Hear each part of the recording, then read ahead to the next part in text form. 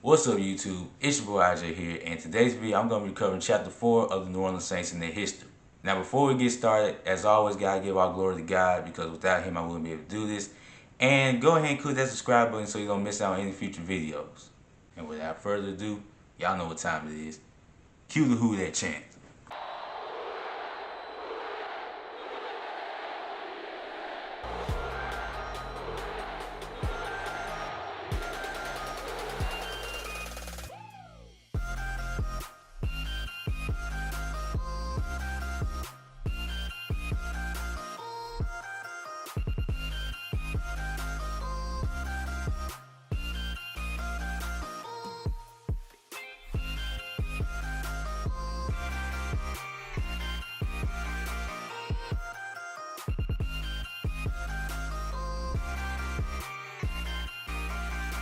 Kobe White is a bad man.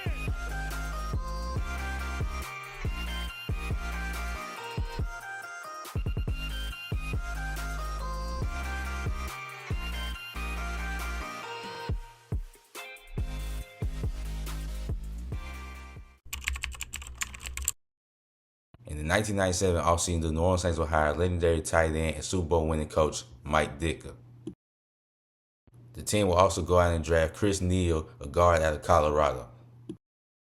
The 1997 regular season will be an improvement from the 96 season, as the Saints will go 6-10, which would be best for fourth in the NFC West. Heath Shuler, quarterback who was traded to the Saints in the 97 offseason, went 4-5 as the starting quarterback for the team, and he completed 52% of his passes while throwing for 1,288 passing yards, with 2 touchdowns and 14 interceptions, while being sacked 21 times. Backup quarterback Billy Joe Herbert went 2-2 as the Saints starting quarterback, completing 47% of his passes while throwing for 891 passing yards, with 6 touchdowns and 8 interceptions, while being sacked 4 times. Ray Zellers, former second-round draft pick for the Saints, had 552 rushing yards this season with 4 touchdowns, while running back Mario Bates had 440 rushing yards with 4 touchdowns as well. Former third-rounder Andre Hastings had 48 receptions for 722 receiving yards and 5 touchdowns. Linebacker Winfrey Tubbs had 160 combined tackles, 2.5 sacks, 2 forced fumbles, and 2 fumble recoveries, while former first-rounder Mark Fields had 108 combined tackles, 8 sacks, 4 forced fumbles, 2 fumble recoveries, returning 1 for a touchdown. Safety Sammy Knight led the way in the interception category with 5 interceptions. In the 1998 offseason, the team will use their first-round draft pick on Kyle Turley, tackle at San Diego State. In the 1998 season, the team will once again finish with a 6-10 record, this time finishing third in the NFC West. With Billy Joe Herbert out with a ruptured Achilles tendon, the Saints will go out and sign Billy Joe Tolliver, who went 1-3 as the starting quarterback, completing 55% of his passes, throwing for 1,427 passing yards,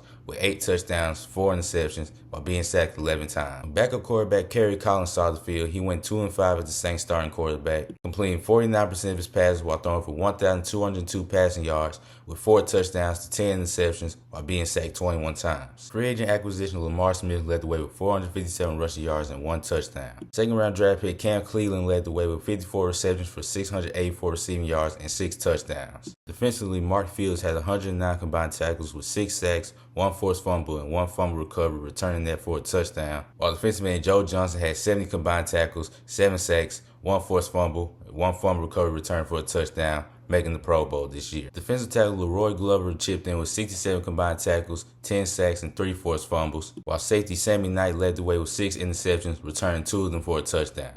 So the Saints in the late 90s were still trying to find their mojo, but in the 1999 offseason, they will pull out one of the most drastic moves in NFL history. In the 1999 draft, the team will trade away all their draft picks for the 5th overall pick in the first round. They will use that first round draft pick on running back Ricky Williams out of Texas. So yeah, these boys really traded their whole draft for one player.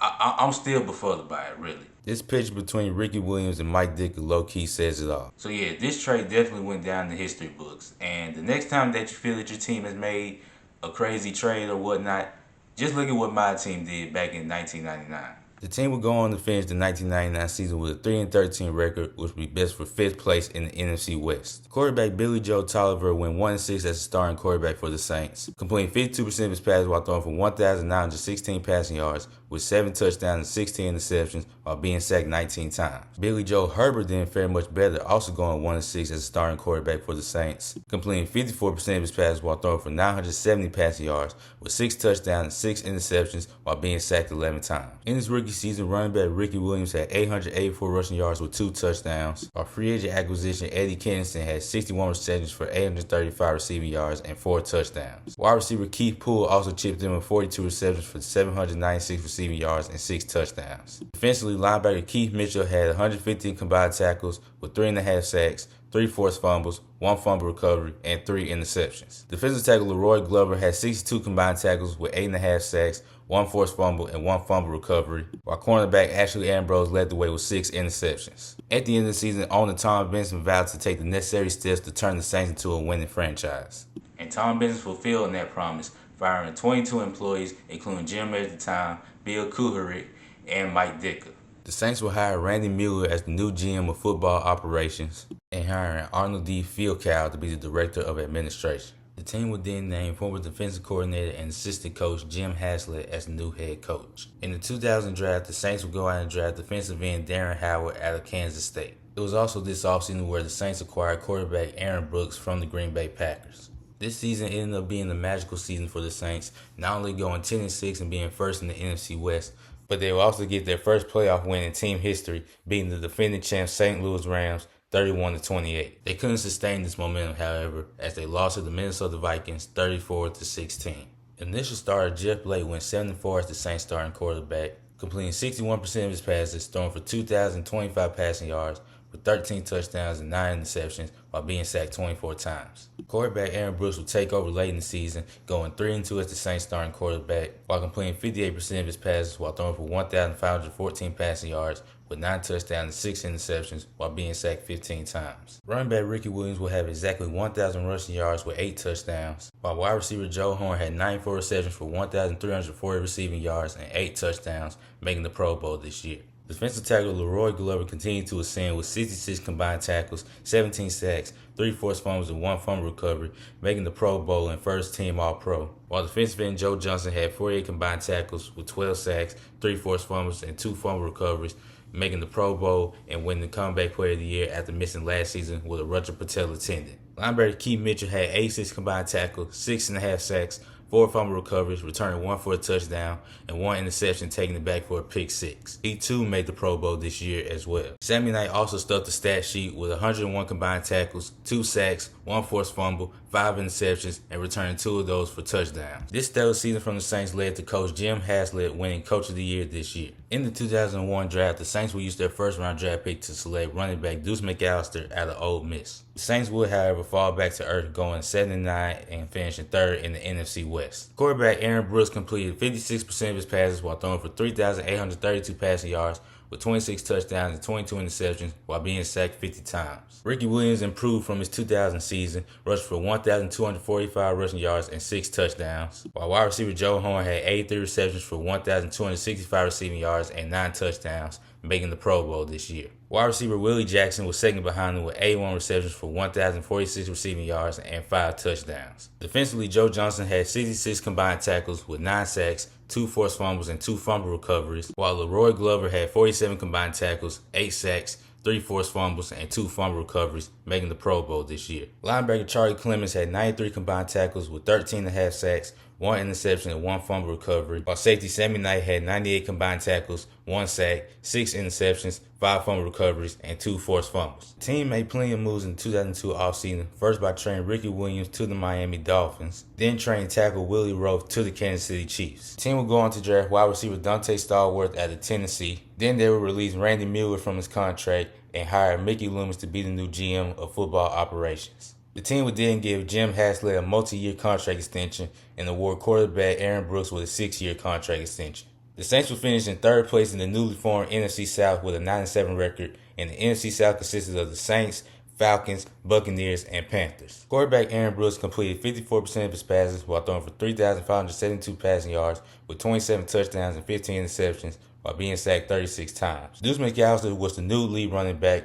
rushed for 1,388 rushing yards and 13 touchdowns, while wide receiver Joe Horn had 88 receptions for 1,312 receiving yards and 7 touchdowns, making the Pro Bowl once again. Wide receiver Dante Stallworth had a pretty good rookie year with 42 receptions for 594 receiving yards and 8 touchdowns. Defensive end Darren Howard had 48 combined tackles, 8 sacks, and 3 forced fumbles, while Charles Grant, the other first-round draft pick in the 02 draft, had 37 combined tackles, 7 sacks, 4 forced fumbles, and 1 fumble recovery, returning it for a touchdown. Safety Sammy Knight was still great defensively, having 107 combined tackles, 2 sacks, 5 interceptions, 2 forced fumbles, and 1 fumble recovery. Wide receiver Mike Lewis made contributions on the special teams side of the ball, with 2 kick return touchdowns and 1 punt return touchdown, making it to the Pro Bowl as a special teamer. In the 2003 offseason, the Saints would trade away Kyle Turley to the St. Louis Rams, while going down and drafting Jonathan Sullivan, defensive tackle out of Georgia. In the 2003 regular season, the team would finish with an 8-8 record, which would be best for second in the NFC South. Quarterback Aaron Brooks completed 59% of his passes while throwing for 3,546 passing yards,